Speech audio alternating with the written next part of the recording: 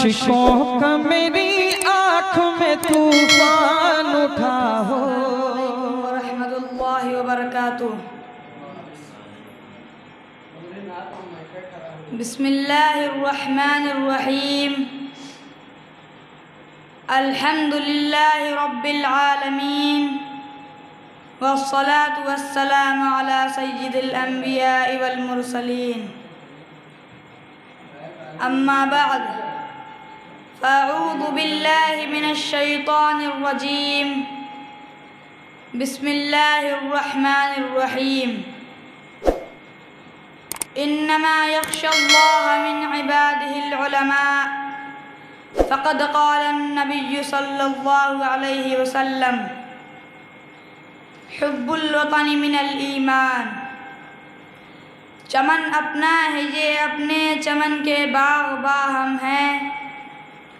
चमन अपना है ये अपने चमन के बाग़ हम हैं। लहू देकर इसे सींचा है इसके पास हम हैं।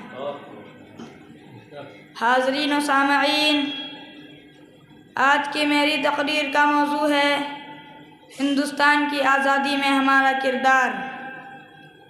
खुदा वहदहू ला शरीक लहू की ग़ुलामी कबूल कर लेने के बाद इंसानों को दूसरे की ग़ुलामी की ज़रूरत नहीं। हज़रत मोहम्मद रसूलुल्लाह सल्लल्लाहु अलैहि वसल्लम की आमद का एक अहम मकसद पूरी इंसानियत को ज़ंजीर ग़ुलामी से नजात दिलाना था। इसलिए वतन सी दोस्ती मोहब्बत और ईमान का हिस्सा करार दिया और इरशाद फरमाया, हुब्बुल वतनी मिनल ईमान।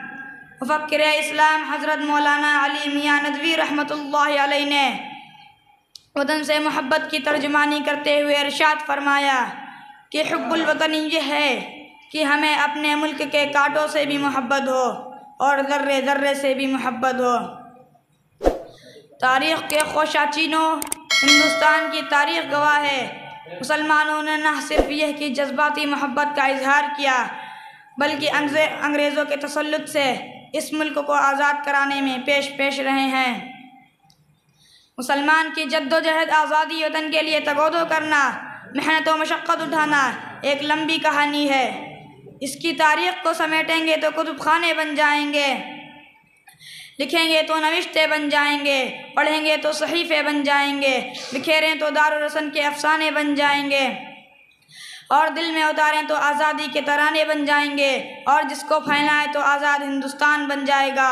और फिर हम फ़ख्र से कहेंगे, सारे जहां से अच्छा हिंदोसिता हमारा, हम बुलबुले हैं इसकी यह गुलसिता हमारा। हिंदुस्तान की आज़ादी में मुसलमानों की क़ुरबानियाँ कमोबेश 300 साला हैं। सन 1756 में नवाब सिराजुद्दौला ने अंग्रेज़ों के ख़िलाफ़ लड़ाई लड़ी। सन 1731 में शाह वलीउल्लाह मुहद्दिस दहलवी ने अंग्रेज़ों के ख़िलाफ़ कायम करदा निज़ाम हयात की धज्जियाँ बिखेरनी शुरू कर दी। सन 1782 में जनाब हैदर अली ने और सन 1799 में आज़ादी के मत वाले टीपू सुल्तान शहीद रहमतुल्लाहि अलैहि ने श्रंगापट्टनम के मैदान में जाम शहादत नोश किया और तारीख़ में एक जुमला रकम कर दिया कि गीदड़ की 100 साला ज़िंदगी से शेर की एक दिन की ज़िंदगी बेहतर है। सन 1831 में शाह अब्दुल अज़ीज़ मुहद्दिस दहलवी ने अंग्रेज़ों के ख़िलाफ़ जिहाद का फतवा दिया। फतवा यह था कि आज से हमारा मुल्क ग़ुलाम हो गया है, लिहाजा हुसूल आज़ादी के लिए जद्दोजहद करना हमारा फ़रीज़ा है। सन 1857 में एक जंग अज़ीम हुई जिसमें हमारे बड़े बड़े उलमा शहीद हो गए। तकरीबन 2 लाख मुसलमान थे, जिसमें से 51,500 उलमा शहीद हो गए। दिल्ली की चांदनी चौक, लाल किला, जामा मस्जिद के पूरे इलाके, गली कूचों में उलमा को सूली दी गई। तारीख़ गवाह है, कोई दरख्त ऐसा ना था जिस पर उलमा की गर्दन ना लटकी हो। जब गुलिस्तां को खू की ज़रूरत पड़ी, सबसे पहले ही गर्दन हमारी कटी। फिर भी कहते हैं हमसे, ये अहले चमन, ये वतन है हमारा तुम्हारा नहीं। उसके बाद मुजाहिदीन तैयार करने के लिए 1866 में दारुल उलूम देवबंद का क़याम अमल में आया।